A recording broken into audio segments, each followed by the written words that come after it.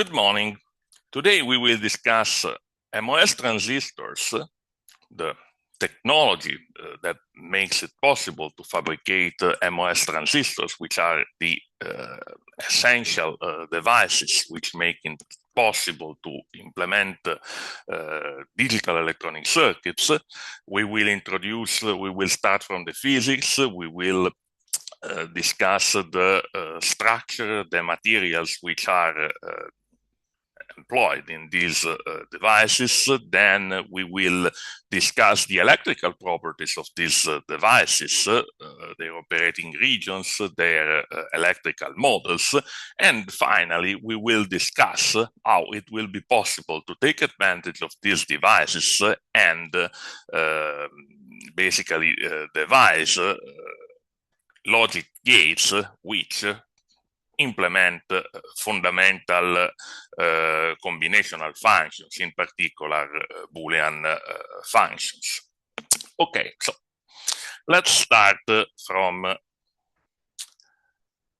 the physics. Let's start from the physics. Actually, integrated circuits which are used in digital systems are based on transistors which are taking advantage of integrated circuit technology. Here the starting point is a wafer of silicon, which is a single crystal of silicon on which the different devices, the geometries and the interconnects between these devices are obtained, are basically printed, taking advantage of photolithographic techniques. Thanks to these photolithographic techniques, it's possible to obtain devices with spatial resolution, with geometries in the dimensions nowadays down to the nanometer scale that make it possible to integrate up to billions of devices on the same silicon wafer, making it possible to obtain extremely high integration density, enabling the integration of very complex functions in a single integrated circuit, which is practically a slice of this silicon wafer that is finally cut, put in a package, and finally connected with other integrated circuits or with other passive elements like resistors, capacitors, inductors, soldered on a printed circuit board. Now let's discuss the properties of silicon that make it possible to obtain the devices which are actually needed in semiconductor technology. Actually, the silicon is an element of the fourth group. That means that each atom of silicon has four electrons in the outer shell, and it can give rise to a crystal structure in which each silicon atom is bonded with four neighbor silicon atoms by sharing one of the electrons in the outer shell. So actually, the four electrons of the outer shell are shared with four neighbor atoms, establishing four bonds and giving rise to a crystal structure. Actually, as such, the silicon is a semiconductor material, which means that its electrical conductivity is much lower than true conductors like metal, and is much higher than true insulators like glass or ceramic. Okay. One important feature of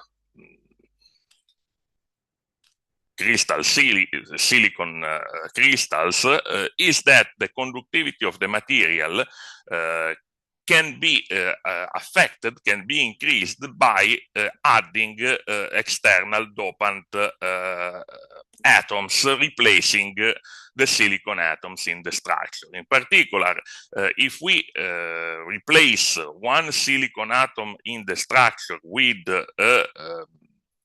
an element of the fifth group, like arsenic, for instance, we say these kind of elements are N-type doping atoms, which have 5 electrons in the outer shell. That means one more than silicon.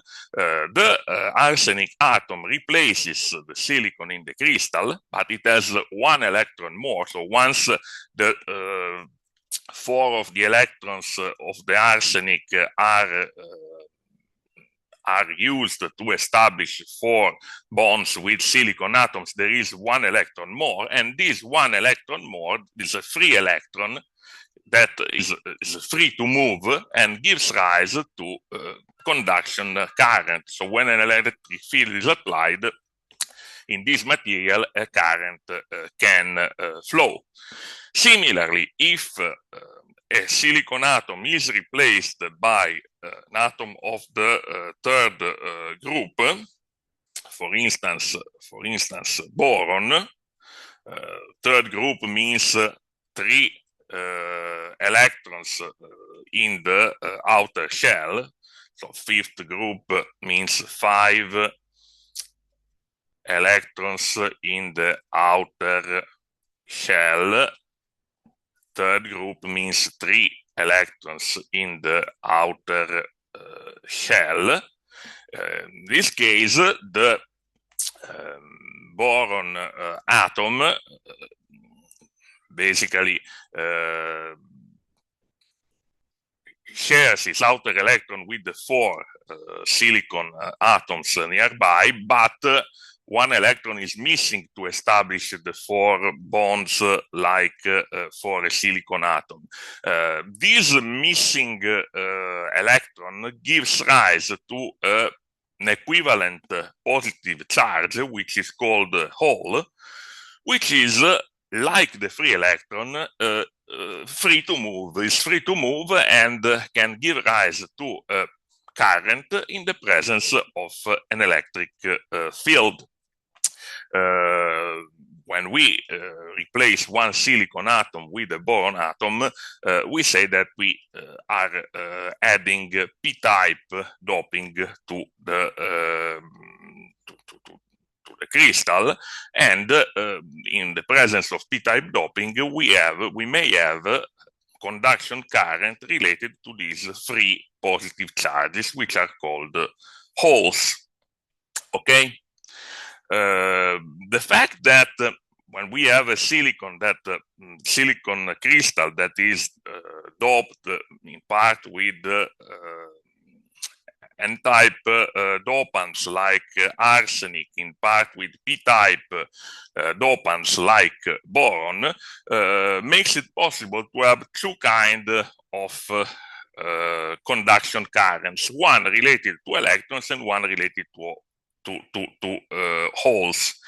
The presence of these 2 different nature of currents give rise to particular behaviors, in particular when we have an interface, when we have a junction between a region of silicon which is doped, p-type doped, that is with boron or elements of the third group, and the region which is N-type doped, that is doped with arsenic or other elements of the fifth group that basically make available for the conduction some free electrons. In a structure like this, which is also known as a semiconductor diode, so this is a diode, and it has also its electric symbol, which is characterized by the anode that corresponds to the p-doped region and the cathode that corresponds to the n-doped region, from an electrical point of view, this structure with a p-type region in contact with an n-type region is characterized by a very particular electrical property. That is, if we apply a voltage across the diode, if the applied voltage is positive, we have that a current ID flows through the diode. So when we apply a positive voltage VD, the current increases and increases very fast, very steeply with the applied voltage VD. It increases exponentially. Actually, this is the expression of the current which flows through the junction. This is a function of the applied voltage VD. On the other hand, if we apply a negative voltage VD, that is a voltage with which is positive on the cathode and negative on the anode, the current flowing through the diode is very close to zero. Is this approaches this value IS, which is in the picoamp range. So picoamp means 10 power minus 12 amps, so it's a very, very small current. And actually, if this dependence of the current on the applied voltage is studied analytically, it can be found that this is an exponential dependence given by this expression. So if we plot the current flowing through the diode as a function of the voltage applied to the diode in a semi-log scale, we have that the current increases, the log of the current increases linearly with VD. That means that the current itself increases exponentially with VD. Okay?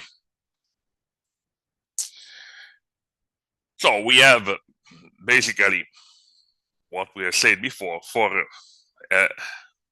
negative applied voltage, or more precisely a voltage which is less than about V gamma, which is about 0.6 volt, the current flowing through the diode is basically zero, while when we apply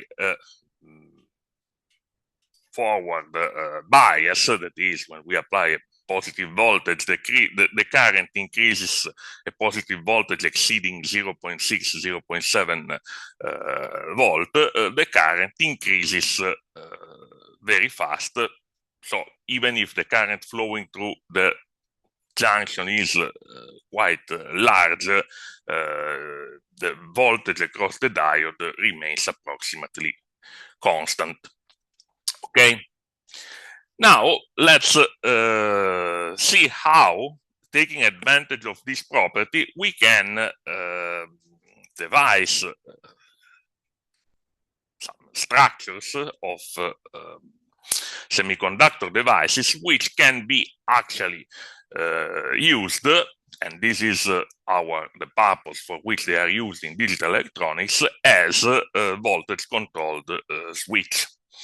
So here the idea is to start from semiconductor material, in which we have semiconductor material. Let me consider in this example an N-channel and N-MOS transistors. We start from a P-type, P-doped semiconductor silicon substrates, so a P-type sub, and on this P-type sub, this is the cross-section of the structure, we obtain two regions which are doped with the opposite kind of dopant. So are doped are n-type doped. N plus means that are doped with a very relatively high concentration of dopant. In this structure, the p-type substrate that can be externally contacted, for instance, with a third contact like this, or with the bottom contact, is kept at a voltage that is the lowest possible in the circuit, so the negative of the battery, while the other two contacts are to the other two contacts, the voltage which are applied to the other two contacts are larger than or equal to the voltage of the substrate that is called the bulk. In this condition, basically, we have that we have junctions between the two n-type regions and the substrate, and since these voltages between these two regions, which are called the source and drain regions and the bulk, give rise to two reverse biased diodes, and so no current flows. So the voltage of the source and the drain is larger than the voltage of the bulk,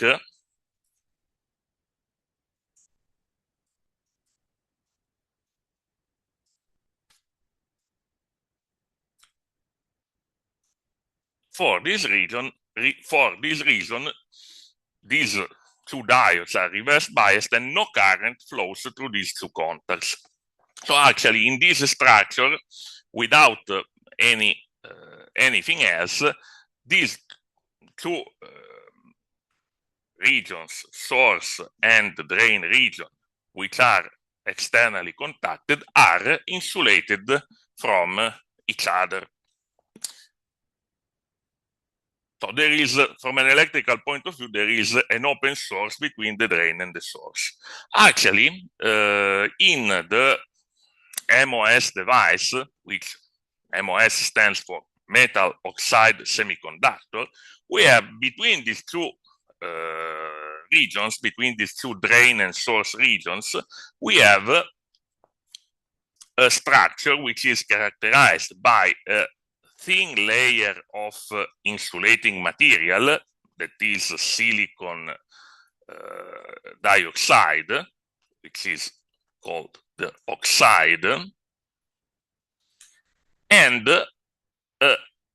on the top of it a layer of conductive material, which is either a metal or silicon, which is very highly doped so that to behave as a conductor. This metal or polysilicon plate is called the gate terminal of the structure. The idea is that the conduction properties of the device between the drain and the source can be affected by the presence, by the voltage which is applied between the gate and the bulk, or, as we will see more in detail, between the gate and the source of the device. Actually, this structure, that is called MOS structure, MOS since we have metal, silicon dioxide, oxide, and the bulk substrate that is semiconductor.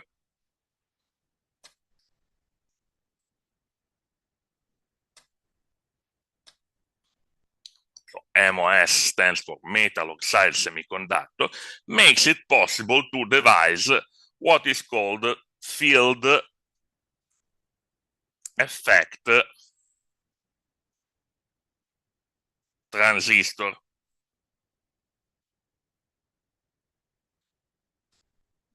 Or a FET. If we consider this structure used as a field effect transistor, the full acronym is MOSFET, metal oxide semiconductor field effect transistor. Transistor means a device which is capable, in which it's possible to affect the conduction properties at the drain and source terminals by acting on the electric field, vertical electric field applied between the gate and the bulk, the gate and the source. Okay, so the idea is that without any voltage applied to the gate, as we have seen before, the drain and the source are electrically isolated. By the way, when we apply a positive voltage between the gate, now let's assume that the gate and the source are shorted together. If we apply with the battery a positive voltage to the gate, what happens is that the structure metal oxide semiconductor behaves as a parallel plate capacitor, in which basically on the bottom plate, which is made of semiconductor, we have that in the presence of an applied voltage, we have an accumulation of negative charges, which are actually free electrons, and due to the presence of these charges, when we apply voltage between the drain and the source, we may have conduction. So when we have a positive voltage applied to the gate, we change the properties between the drain and the source from the properties of an insulating material to the properties of a conductive material. Actually, this structure has also its own electrical symbol. The most complete symbol for this structure is the one which is depicted here with the gate, the drain and the source, and also the bulk, or in this case substrate terminal, and this is N-type MOS transistor. In digital electronics, almost always the bulk terminal is assumed to be connected to the lowest available potential in the circuit, to the negative of the battery. So for the sake of this simplicity, this terminal is omitted in the symbol, and we have a simplified symbol, which is like this, in which we have just the gate, the drain, and the source, and the bulk is assumed, is implicitly assumed to be connected to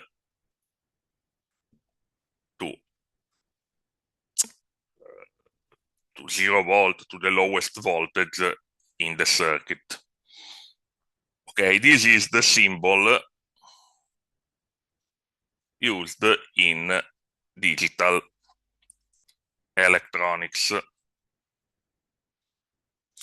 So basically, to simplify very much, the idea is that if we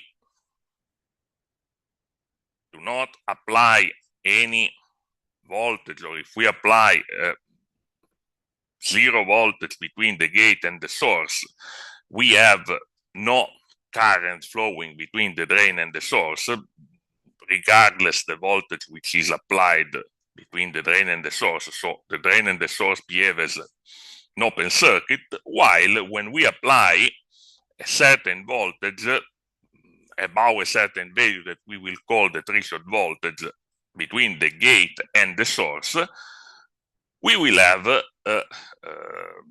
depending on the drain source voltage that we will apply, we will have conduction between drain and the source. So we will have drain current.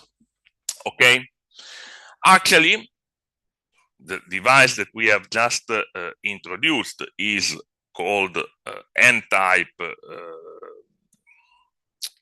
MOS transistor or NMOS transistor, in which basically it's called NMOS since the conduction when the transistor is turned on is related to negative charges, electrons, which are a channel of negative charges that is induced when a positive voltage is applied to the gate. Actually, there is also another type of device based on the same principle, which exploits complementary doping levels and has an opposite behavior in this sense. So here we start from an N-type substrate. We have P+, so P-doped drain and source contact, source and drain contacts, and here we have again the gate contact, conductor material, and silicon dioxide, so insulating material. Okay, in this structure the body is of N-type and is tied to the highest voltage available in the circuit. This structure, the drain and the source, without applying any voltage between the source and the gate, is again an open circuit as for the NMOS transistor with zero gate source voltage. By the way, so if the voltage between the source and the gate is zero, which means that the gate is at a high voltage like the source, there is no conductive charges, there are no conductive charges, and there is no current flowing between the drain and the source, even if we apply voltage between the drain and the source. Actually, I would like to stress the fact that while in the NMOS transistor, the source is the terminal at the lowest potential. The device is symmetric, but the source is the terminal at the lowest potential between the drain. So we always have that the source is at the is at the potential which is lower than the drain, and very often the source is also at the same potential as the bulk, so is at zero potential. In the PMOS device, by contrast, we have that both the body is connected to the highest possible voltage available in the circuit, and the source is at potential which is higher than the drain. Okay, so in this structure, if we have the gate is also at a high potential like the source and the body, we don't have any conduction. So again, the device is like between the source and the drain is like an open circuit. On the other hand, if we basically drive the gate at a lower voltage, so if we apply a voltage between the gate and the source that is negative, so we have that the gate voltage is less than the source voltage. In particular, since the source is at VDD, if we have a voltage VG that is less than VDD, this is the case, we have that a channel which is made of positive charges, that is holes, is induced in the n-type material. And this channel again gives rise to conduction. So in the end, this device, that is a PMOS or P-channel MOSFET device, has also its own symbol, which is like this, is like the symbol for the NMOS device, in which the source, in this case, is the terminal at the higher potential, the drain is the terminal at the lower potential. Here we have the bulk, and here we have the gate, source, drain, and bulk. The bulk is tied often to the highest possible potential, and this device is turned on when a gate voltage which is sufficiently low is applied.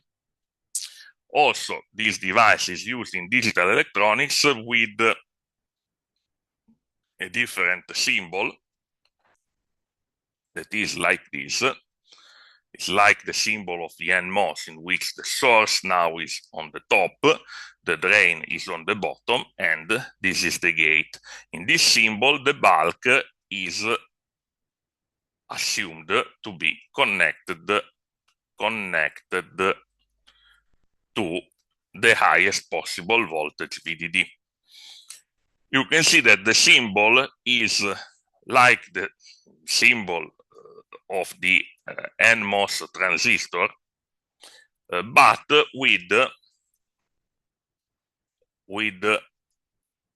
dot on the gate. The dot in digital electronics means complement, and actually this device can be regarded as NMOS transistor which is operated by complementary voltages compared to the NMOS device. In particular, to turn on the NMOS device, we need to have conduction between the drain and the source of an NMOS device. We said we need to apply a positive voltage to the gate.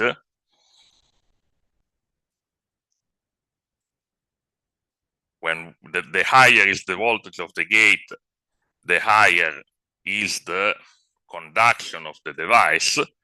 On the other hand, for the PMOS device, the source is typically at the higher voltage, or is at a higher voltage for sure compared to the drain, and in order to turn on the device, we need to apply a gate voltage which is sufficiently low. So it's turned on for a gate voltage that is sufficiently on. Okay? So these are the general properties and the devices which can be fabricated taking advantage of semiconductor technology. Okay, now we have explained the basic principle. We have also introduced the symbols of an NMOS and the PMOS device. Let's go into some more details on the electrical characteristics of these structures. Okay. For this purpose, let's discuss what happens when we apply. We consider for the sake of illustration, we will start discussing the properties of the NMOS device, and we will see what happens when we apply gate source voltage between the gate and the source terminal, and drain source voltage between the drain and source terminal. we will study how the currents, in particular the gate current and the drain current of the device, vary when we change this external excitation.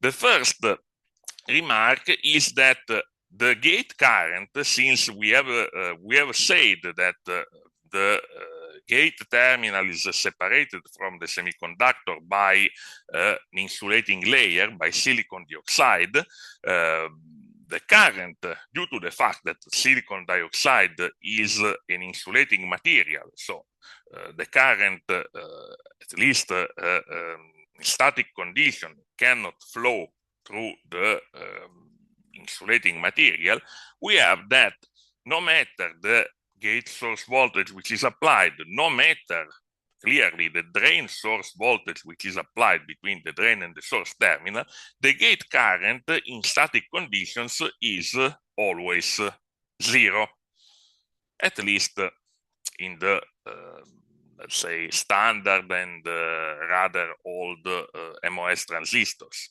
In these devices, since we have discussed that from a physical point of view, this is actually a capacitance. The structure is actually a capacitance. It's a parallel plate capacitance made by one plate that is the metal plate, another plate, this is the gate, this is the metal. We have the silicon dioxide in between and the bulk here. This is the silicon dioxide. And since this structure is actually a parallel plate capacitor, from an electrical point of view, the input port that we have between the gate and the source, the device is equivalent to a capacitor.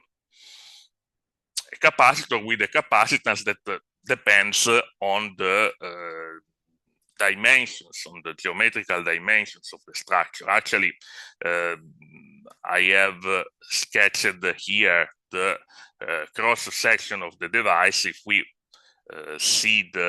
want to see the top view of the device, the top view of the device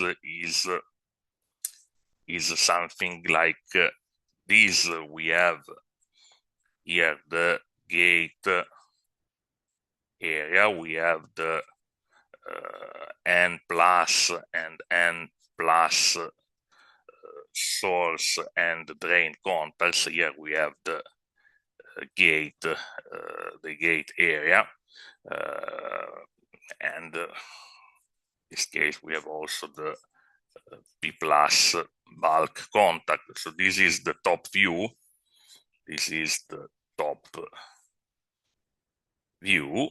So the gate is basically a parallel plate capacitor with dimensions L and W, length and width. The surface of this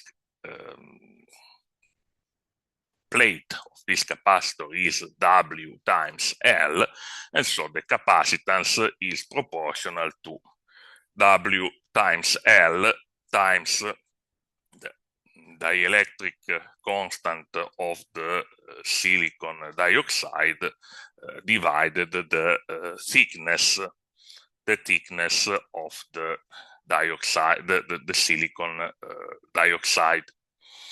Okay. But the main message is that in static condition, the gate current is zero. This is not 100% true in the most advanced technologies, since in these technologies the gate oxide is very thin, and we may have also non-zero, very small but not zero gate current in static conditions. Non-zero means in the picoamp or tens, hundreds of picoampere range, 10 power minus 12, 10 power minus 11 amps. Okay, Now let's discuss how the drain current varies. Let's discuss the drain current versus VDS characteristics. So basically, we are considering an NMOS device. We apply a voltage source between the drain and the source, and we want to discuss what happens to the drain current, what is the drain current flowing to the device while I am changing the drain source voltage. Okay, so I will plot for this purpose the drain current ID as a function of the drain source voltage. Since the conduction properties at the drain, between the drain and source terminals, depend on the voltage applied to the gate, I will have to sketch, I will have to draw different characteristics for each value of the gate source voltage. And actually, depending on the value of the gate source voltage, I will also have different operating regions for the device. Let's study what happens. First of all, let's discuss what happens when the gate source voltage is relatively low, and in particular is less than a physical related parameter which is indicated as Vt and is called the threshold voltage. Threshold voltage. When Vg is smaller than the threshold voltage, basically we have that the drain current is zero regardless of VDS. In our plot for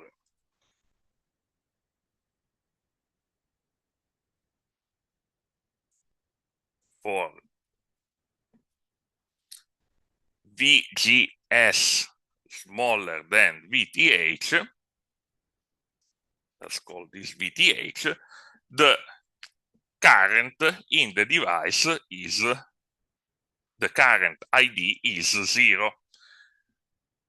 Regardless VDS, this operating condition is called the off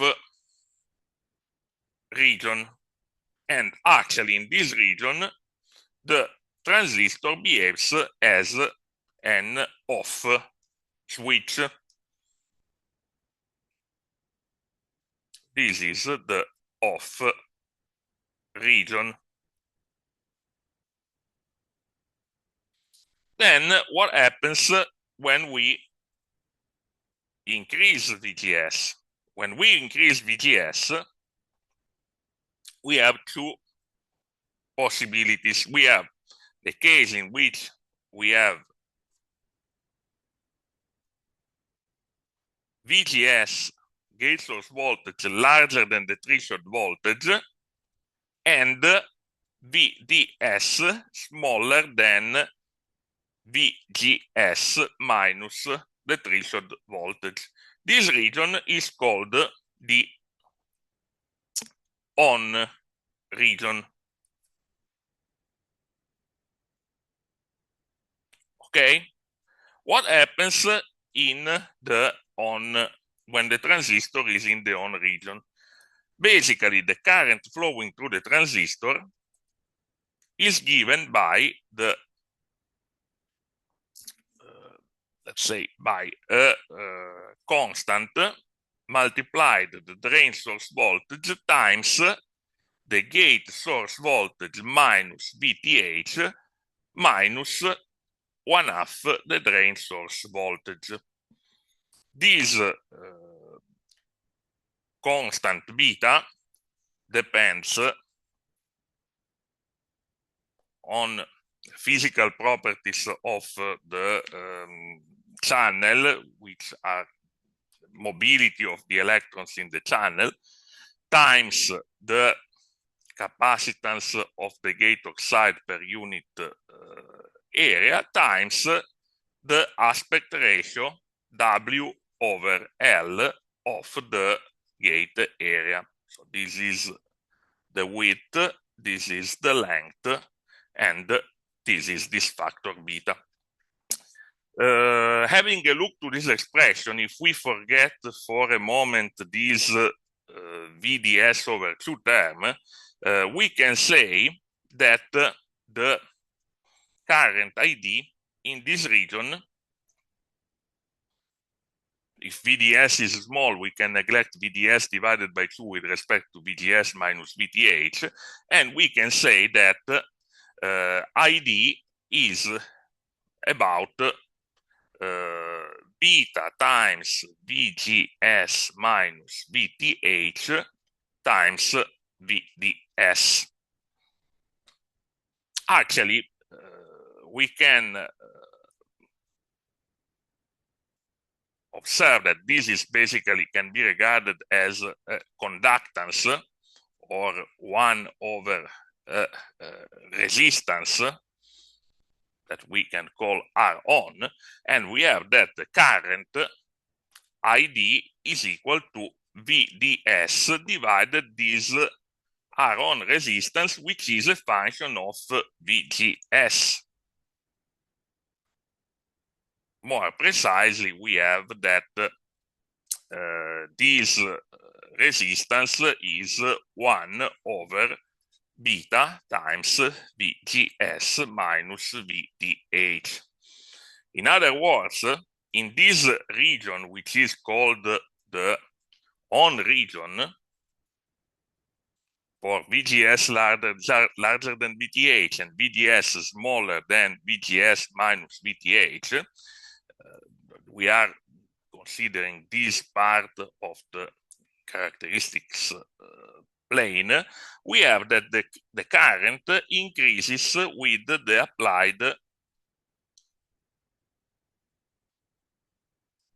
VDS voltage, and the slope, that is 1 over, the slope is 1 over R on. Here we have the current, here we have the voltage. So the smaller the resistance, the steeper is this curve, depends on VGS minus VTH. So it behaves as a VGS controlled resistance, in which the larger is VGS, the lower is the resistance. If VGS is very large, the behavior is similar to a short circuit. And this is the on region of our transistor. Then what happens if we increase further VDS? Also, this term in the expression of the current becomes meaningful, and what we have that due to this term, the behavior is no longer linear but becomes parabolic. So it behaves as a parabolic curve, and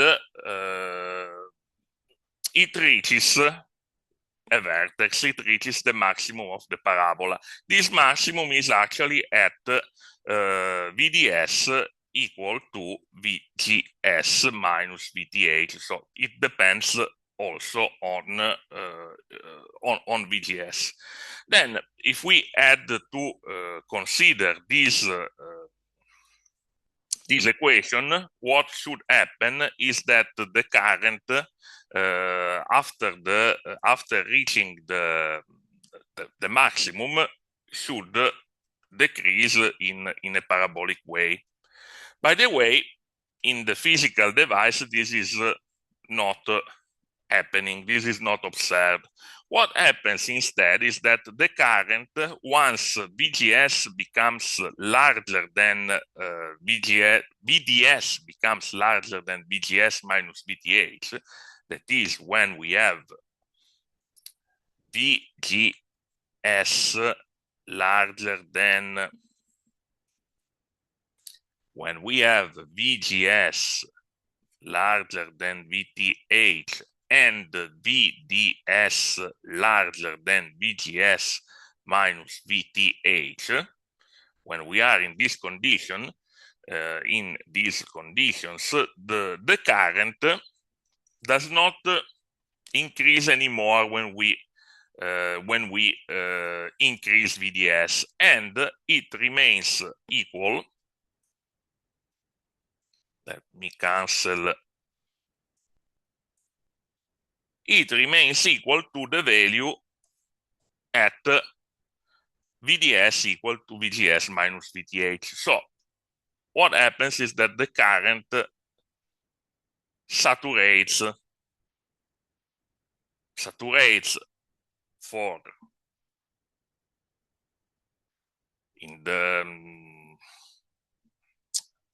saturates for increasing VDS at a value that depends on VG, that increases with the VGS. This region in which the current does not increase anymore with the increase of VDS is called the saturation region. We have the saturation region.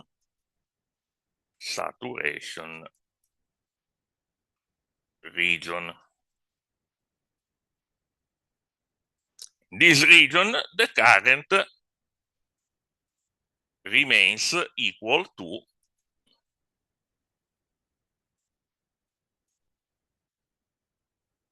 the value that we get plugging in VDS equal to VGS minus VTH.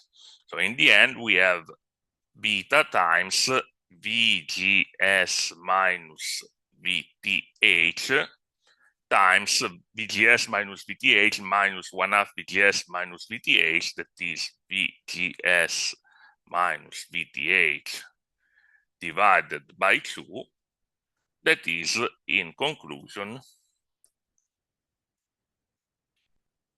1/2 beta VGS minus VTH squared. Okay? So in this region, the transistor behaves, if you look at between the drain and the source, it behaves as a current source that is controlled by the gate voltage. So it behaves as a current controlled, as a voltage controlled current source. VGS voltage controlled current source. Okay? This is the saturation region. So actually, summarizing, we have that for VGS smaller than VTH, the device behaves as an open circuit or an off switch. When we apply gate source voltage larger than the threshold, we have that the device starts conducting and behaves, at least for small values of VDS, as a resistance, which is smaller for higher values of VGS, and in particular for VGS that is high enough, it behaves as a short circuit. So for VGS much larger than VTH, the behavior is similar to a short circuit, so a non-switch.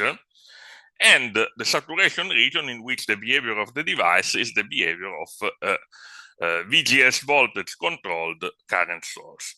To be precise, in the saturation region, the current is not completely independent of the drain source voltage. So these curves are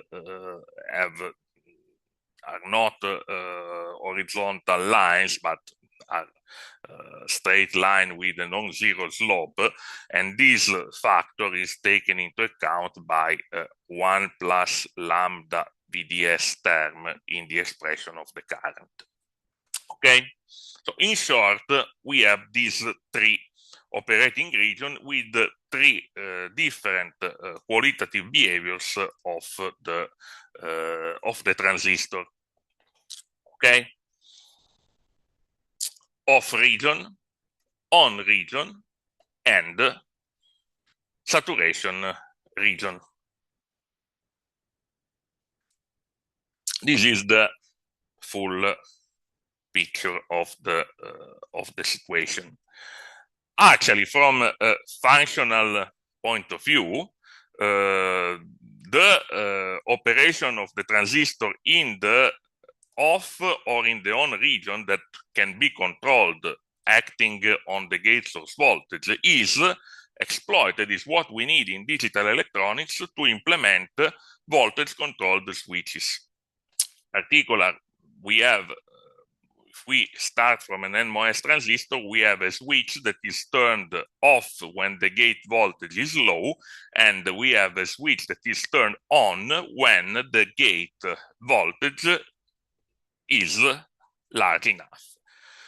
The same device in the saturation region, we have said it behaves as a voltage controlled current source, and this behavior is exploited in analog electronics, is the starting point from which we can obtain, for instance, analog circuits like amplifiers. Okay. Actually, what we have said for the for the NMOS transistor is applies in a very similar way to PMOS transistors, provided that we replace the drain source voltage with the source drain voltage, source voltage which is positive on the source and negative on the drain. The source, we have said, for the PMOS device is the terminal at the highest potential. So if we replace the drain source voltage in the MOS transistor with the source drain voltage in the PMOS transistor, and we replace the gate source voltage of the NMOS transistors with the source gate voltage of the PMOS transistor, and we take the current out from the drain instead of entering the drain, we can say that the characteristics of the PMOS transistors are exactly the same as those of the NMOS transistor. For the source gate voltage smaller than the threshold voltage, that is, for the gate voltage high enough, close to the source voltage, which is the terminal at the highest potential, the current, the drain current is zero, and we are in the off region. We are here. For source gate voltage larger than VTH, that is, if we decrease the gate voltage so that we have a source gate voltage larger than VTH, we have the operation in the on region, and if we have the operation in the on region when we have the source drain voltage smaller than the source gate voltage minus VTH, and we go to the saturation region if we have source gate voltage larger than the threshold voltage and source drain voltage larger than source gate voltage minus the threshold voltage. Okay? Also in this case, so what is the main difference? The NMOS devices turn on for gate voltages that are larger than the source voltage, and the source is at the lowest potential. PMOS devices are turned on for gate voltages that are lower than the source voltage. If I pull down the gate, I turn on the PMOS device, and the source is the terminal at the highest potential. In we have said before, in NMOS devices, the current is entering in the drain. In the PMOS devices, the current is coming out from the drain. Now let's discuss how to take advantage of these devices as voltage controlled switches in digital electronics. For this purpose, let's assume to consider as a gate voltage a digital signal in which the information is encoded as we have discussed in the first classes. That is, we have a gate voltage high equal to the supply voltage, which is in digital circuits the highest available voltage in the circuit, to encode a high logic level 1, and a gate voltage which is 0 for a low logic level 0. We have that NMOS and PMOS transistors under this assumption that the gate voltage can be either VDD or 0. NMOS and PMOS devices can be considered as switches that are turned on or off depending on the logical value associated to the gate signal. Okay, so if we assume a gate, an NMOS transistor, NMOS transistor, for instance, when the gate is low, the device is off. When the gate is high, that is VDD, the device is on. So it behaves as a switch that is turned on when the gate voltage is high. For the PMOS transistor, instead, we have that when the gate voltage is with respect to the reference voltage of the circuit, okay, so this is VG. When the gate voltage is low, we have that the source gate voltage, assuming that the source is at VDD, the source gate voltage is high, so the device is on. So when the gate is at the low logic level, the gate voltage is at the low logic level, we have that the PMOS device is on. By contrast, when the gate is at a high logic level, so in this case, when the gate is at a high logic level, source gate voltage is 0 and the PMOS device is on. So we can, summarizing, we can say that the NMOS device acts as a logically controlled switch, which is on when the gate is high and off when the gate is low. The PMOS device is on when the gate voltage is low and is off when the gate voltage is high. In practice, if we want to get a simplified model of the transistor for digital electronics, beside the VGS controlled switch that we have already mentioned, we need to put resistor R-on in series, which actually represents the on resistance of the device in the on region. So basically, the resistance that we had represent the fact that this ID versus VDS characteristic is not vertical. Vertical means short circuit, but it has a finite slope. This finite slope is represented by this resistance R-on. And the same is true for the PMOS device. Actually, this resistance we have seen is a function of VGS, depends on, it's also non-linear.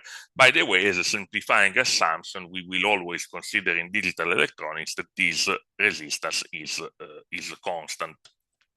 Okay, actually, if we want to get a more accurate model of the device also in the off state, we have to take into account that also in the off state, the NMOS of PMOS transistors are not exactly behaving as an open circuit, but they are characterized by a very small current flowing through them a leakage current or an off current that is in the femtoampere, that means 10 power minus 15, or in the picoampere, 10 minus 12 ampere range.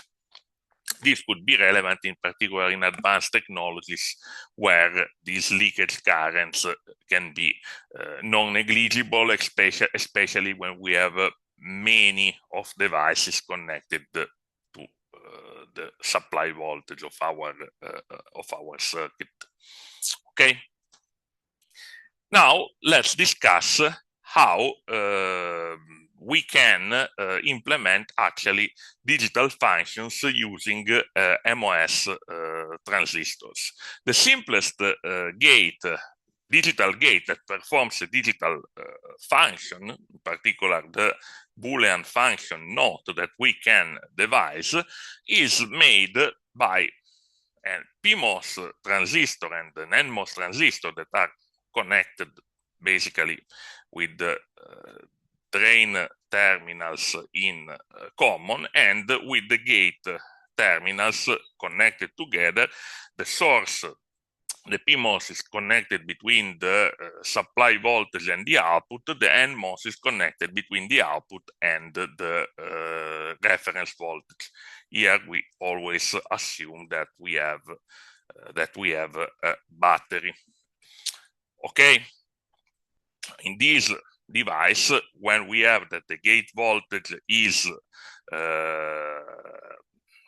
high, when we have that the input voltage is high, we have that the NMOS device is on, so it shorts the output terminal through the resistance Rn, that is the on resistance of the NMOS device, to ground. So we have that V out is equal to 0 volt, no current flows in this resistance, and V out is equal to 0 volt, while the PMOS behaves as an open circuit, while in the case that the input voltage is low, is tied to ground, we have that the PMOS device is on, connects the output to VDD, and the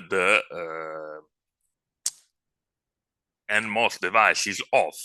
As a consequence, we have that the output voltage is VDD, that corresponds to a logical 1. In the previous case, we had 0 volt that corresponds to a low logical value.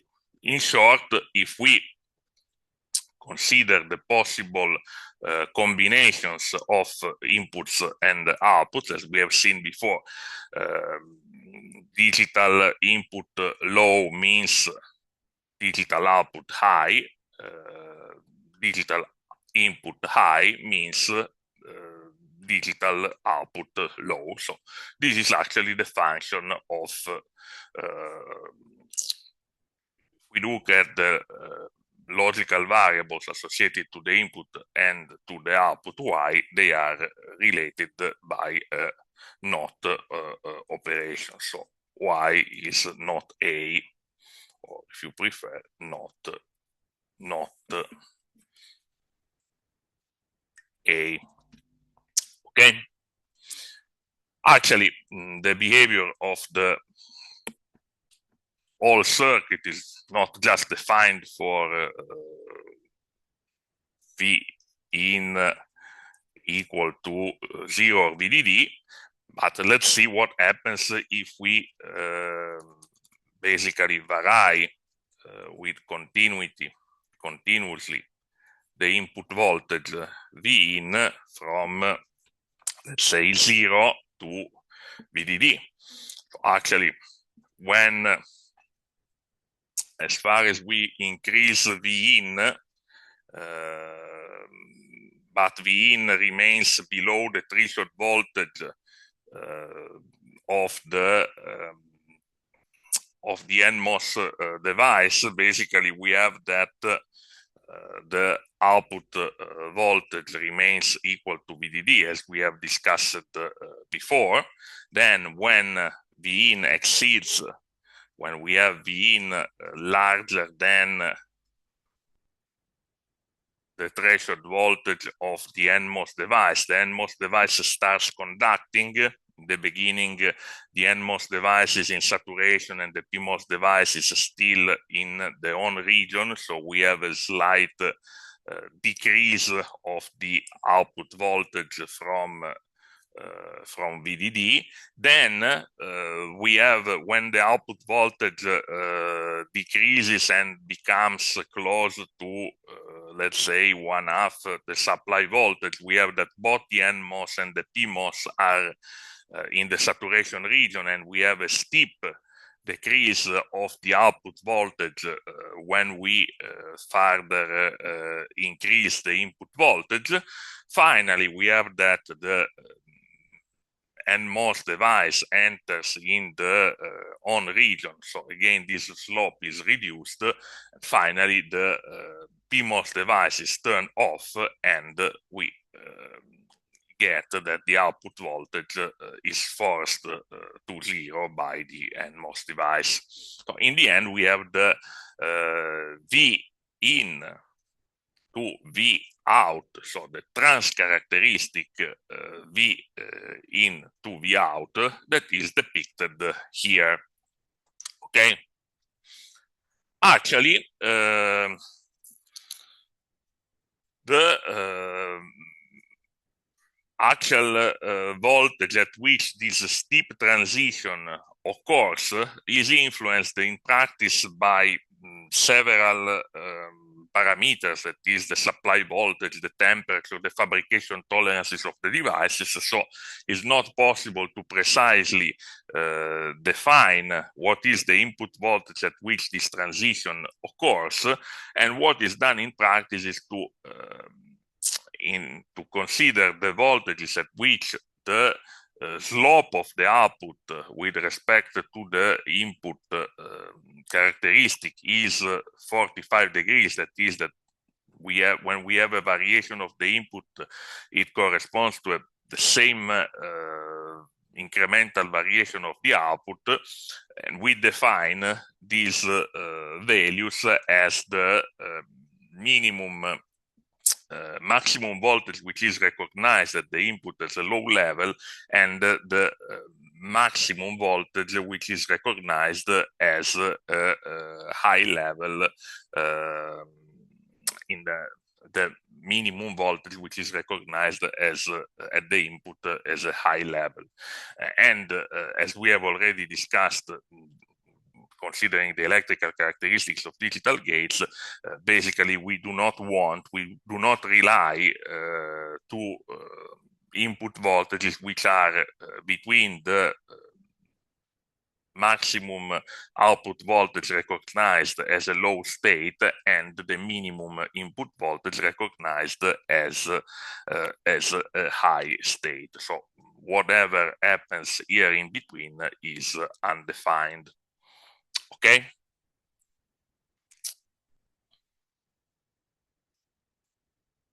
Now let's move towards more complex digital gates.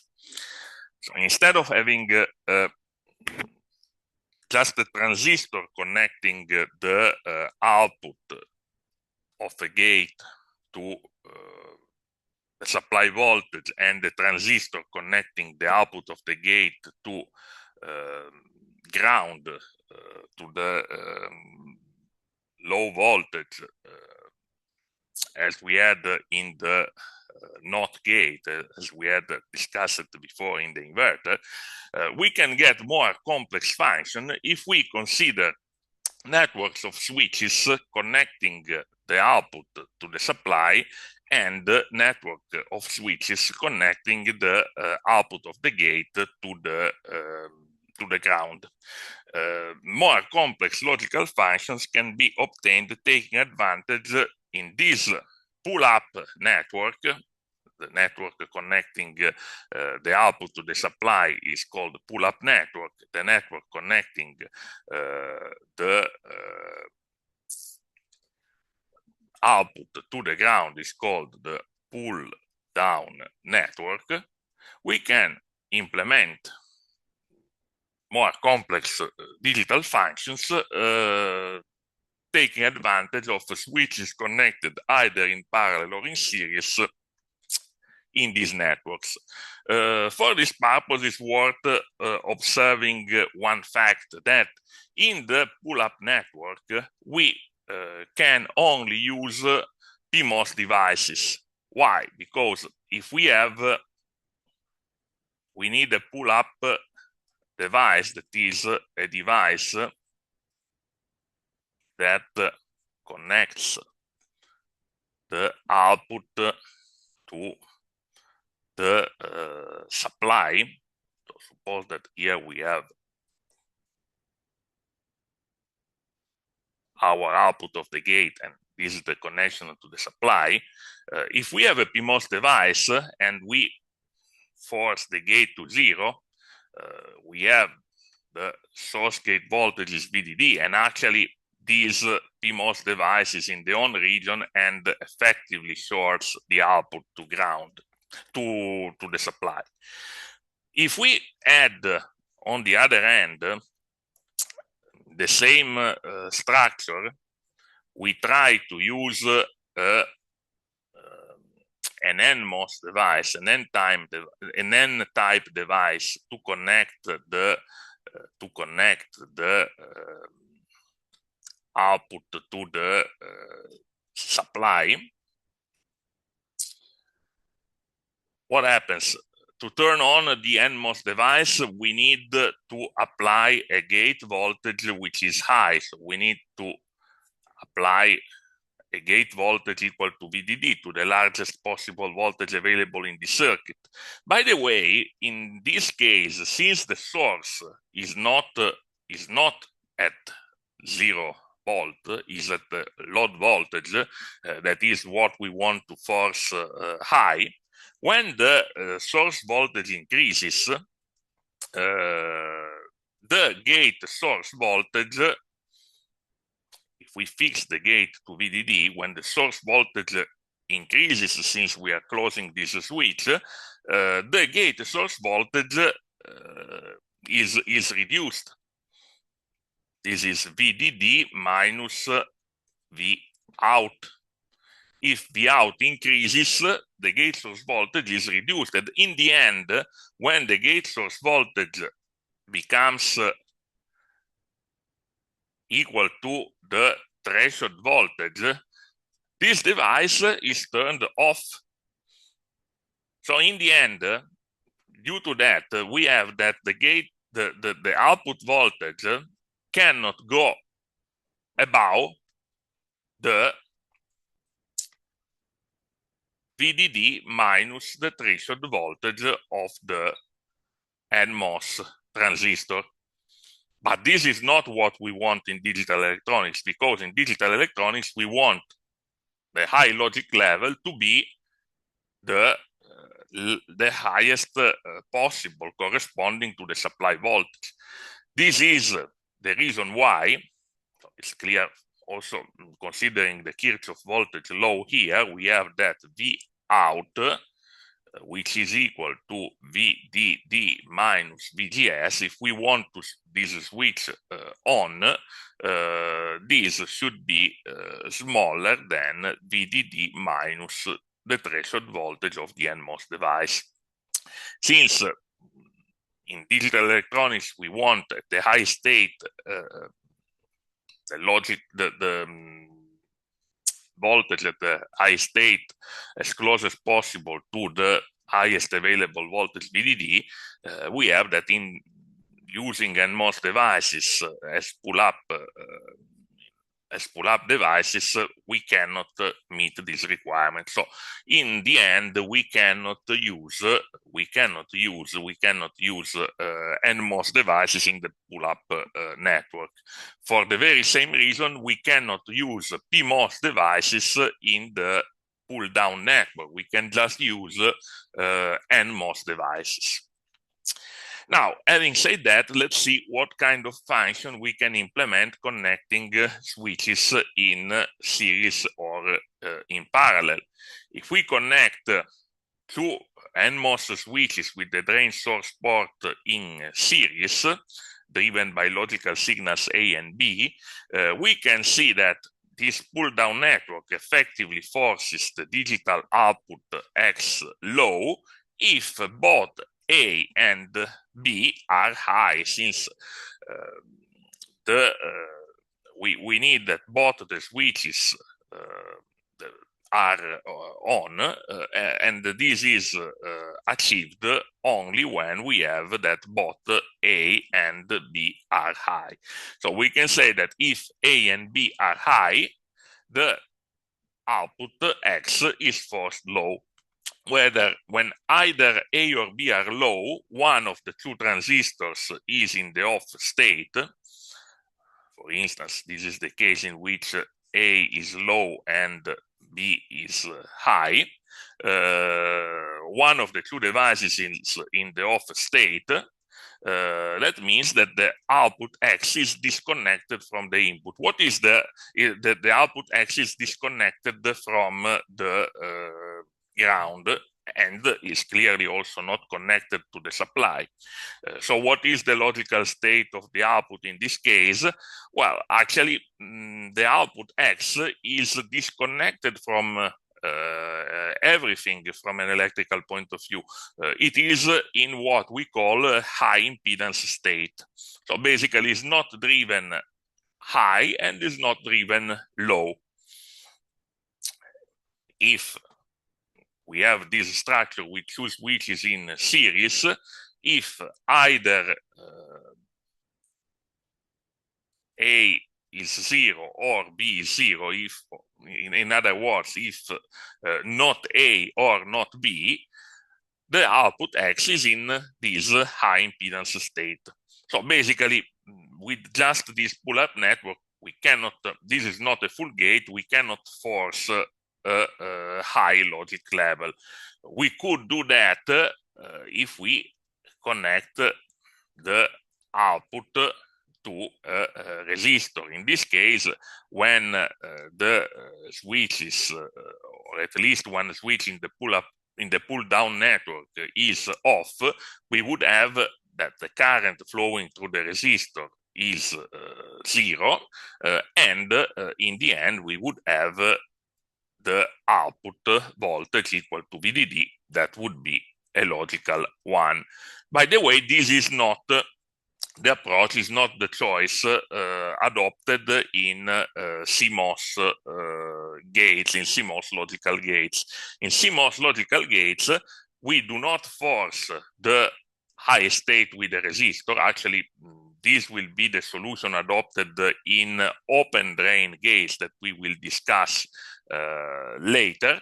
But in plain CMOS gates, the idea is to force the high state by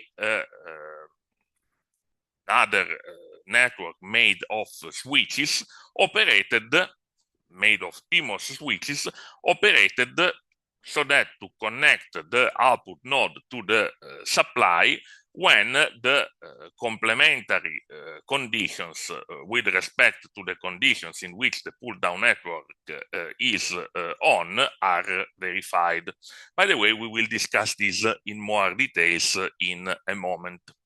Now let's discuss other configurations of switches in parallel in series. If we consider two PMOS switches in series connected to the supply here, the PMOS switches are on for gate voltage, which is at the low, for the gate, which is at the low state. So we have that these two PMOS transistors in series connect and force the output voltage to the high state when both A and B are at the low state. So in other words, when not A and not B. If we have not A and not B, we have that the output X is forced high. If in the complementary case, that is, if either A or B is high, then either one of these switches or both of them are off, and the output remains disconnected from the supply, and so in a high impedance state, as it happened for the clearly this is for the PMOS transistors in series. The complementary case that we have discussed for the NMOS transistors connected to the supply. Similarly, when we have two NMOS transistors connecting the output in the pull-down network, connecting the output to ground, if in this case, if either these two transistors are driven by digital signals A and B, if either A or B are high, then we have that the output X is pulled down at 0. On the other hand, if when we have that both A and B are low, so when we have not A and not B, the output X is in high impedance. So the truth table of this gate is the one reported here. Complementary case for the PMOS switches when both of them are both A and B are high. So when we have A and B, the output is in high impedance. If either A or B are low, the pull-up network forces the output X to the supply voltage. Okay, what is the idea of CMOS gates? What we have said before, we devise a pull-up network that forces the output high when we need it high, or better, we can start from the pull-down network. We can map the conditions in which we want the output low, and we design a pull-down network that forces the output low when it is to be forced low. If we want to implement a NAND gate, for instance, the output is forced low when we have both A and B high, and we connect this pull-down network to a pull-up network that forces the output high in the complementary case. Actually, CMOS stands for complementary MOS gate. So we have the pull-up network, which is operated for the complementary conditions compared to the pull-down network. In this case, the pull-up network is obtained with is made up of two PMOS transistors in parallel, which force the output high in the cases in which they are not forced by the pull-down network. Actually, it is important that the pull-down network and the pull-up network are never active at the same time. Otherwise, we would have a short circuit between the supply and the ground. So it is important that the condition to have the pull-up network active and the pull-down network active are completely complementary. If we put together the pull-up network and the pull-down network, which are depicted here, actually we get a gate which the output X is low when both A and B are on, and the output is high when either A or B are low. And actually this gate implements the NAND Boolean function. We can analyze the behavior of this gate step by step. When we have the two inputs 0, 0, we have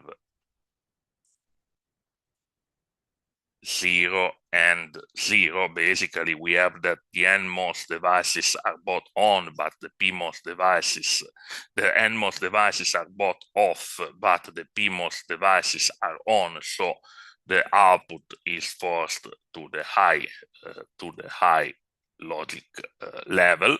When we have 0, 1, we have that one of the NMOS devices, the one connected to A, is off, but and one of the PMOS device is on. In this case, we have that the output is connected through the on PMOS device to the high supply voltage, while it is disconnected from ground. So again, the logical value of the output is 1. The same is true when the other input A is high and B is low. We have one of the two NMOS switches in series is off, and one of the two PMOS switches in parallel is on. So in the end, the output is forced high. And when we have both A and B high, we have that both the NMOS switches are on, which pull the output low, and both the PMOS switches are off, so there is no connection to the supply. Similarly, in this structure, we can see when we have 0, 0, both we have a pull-up network made of two PMOS in parallel. When both of them are 0, the output is forced, is pulled up, so it's 1. When we have that either at least one input is high, we have that one of the two devices of the pull-up network is off, so the output is disconnected from the supply, and at least one of the two devices of the pull-down network is active, that forces the output to 0. So actually this gate implements the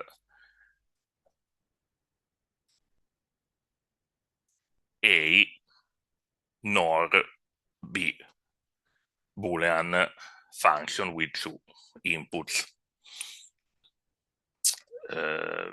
Based on the same approach, we can devise multi-input Boolean gates, and also gates implementing more complex function, even if it's important to stress that we cannot implement any possible function with this kind of gates directly. We may need more gates connected together to implement in general any possible combinational function. By the way, let's discuss what is the general procedure to implement a generic Boolean function using in CMOS using and defining the pull down and the pull up network. It's worth being observed that since we use only NMOS devices in the pull down network, they can be turned on just by signals in the positive state. That is, when the digital signal is high. By contrast, in the pull-up network, since we use just PMOS devices, they will be turned on only for the complement of the signal which is applied. So for not A, this switch is turned on. For not C, this switch is turned on. So what is the idea? Suppose that we want to implement this function out equal to not C and A or B. We can start from the pull down network, highlighting and defining the condition to have the pull down network active. These conditions can be obtained considering the complement of the output. Here, the complement of the output is C and A or B. So we want a network that connects the output Y to the ground when either C is on and A or B, but and means switches in series, so we should have switch driven by the signal C in series with, or means switches in parallel, so switch turned on by A in parallel with a switch that is turned on when B is active. So in this way, we have that the output, we have called it Y, let's call this out, is forced low when both C and either A or B are low. How can we manage to find the corresponding pull-up network? Well, we can apply the Morgan rule to the expression of the output to get the condition for having the output high in terms of the complement of the inputs. So here we would have that not C and A or B is not C or not A or B, that is not C or not A and not B. How we can translate it in pull-up network with the switches connected in parallel or in series, actually we have not C, that is a PMOS switch with the gate driven by C connected to the supply, in parallel to not A and not B, and means switches in series, one switch that is driven by A and another switch which is driven, PMOS switch that is driven by B. Since these switches in the pull-up network are NMOS switches, they are on when the corresponding logical variable is low. So they actually are on when PMOS is on when not C, and these two PMOS devices are on when not A and not B are true at the same time, that is when not A and not B. In short, this is the gate which implements, the CMOS gate which implements this function. Thank you for your attention.